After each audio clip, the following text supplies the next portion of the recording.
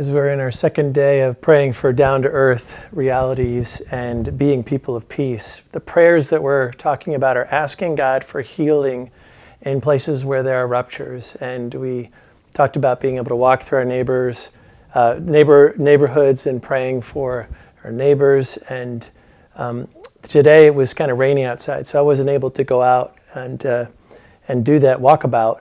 But I'm very aware of ruptures in our culture that some of them are in Madison, some of them are in DC, but a lot of them are in the mix in our area.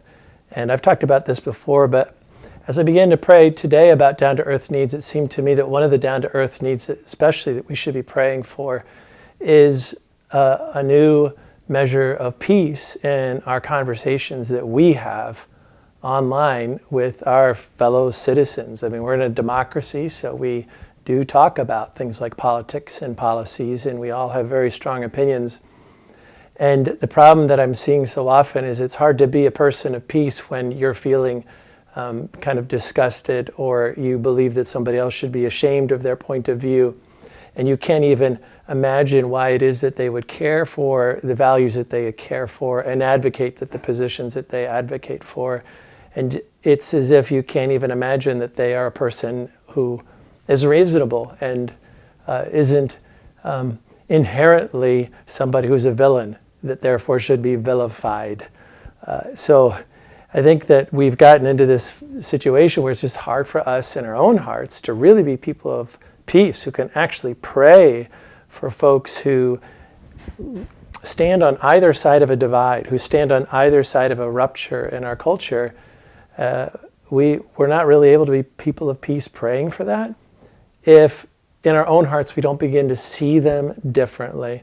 I came across this quote today in the introduction to a book by George MacDonald, and he writes fantasy. It was a great modern myth maker that C.S. Lewis loved, the guy who wrote Narnia, loved this guy. He was sort of his, I guess you could say, spiritual and literary mentor. His name is George MacDonald.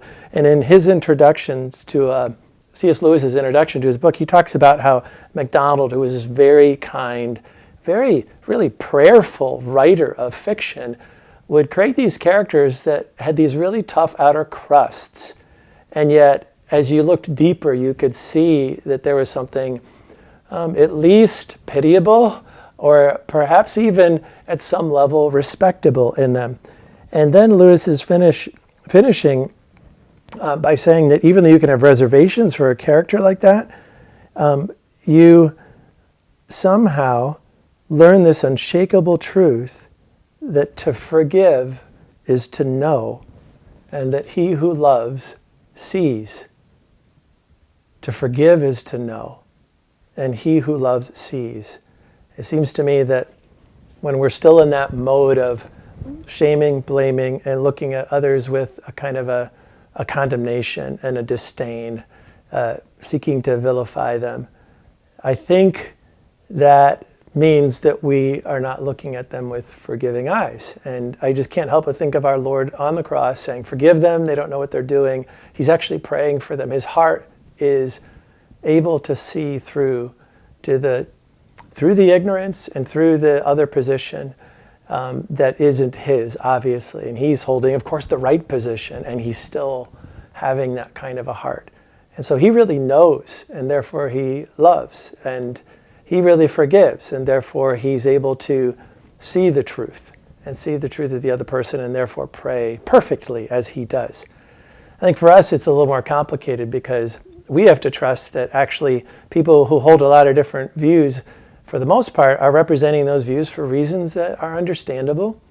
And if we took the time to understand, we might appreciate them. We might put them in a different context, but at least that would help us to begin to pray for them and pray for healings of ruptures in our culture, having first begun to experience that healing in our own souls. So my encouragement tonight is to just find those moments where you're tempted to respond quickly in those kinds of conversations online or in person, wherever, and begin to replace them with more of a listening and more of a respecting, and seeing if you can appreciate the other side without vilifying them.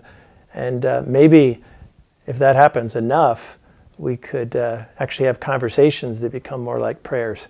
But let it at least begin in our hearts. Let it at least begin in our prayers. And then those prayers, I think, become even more effective, and our land gets blessed. God bless you. Good night.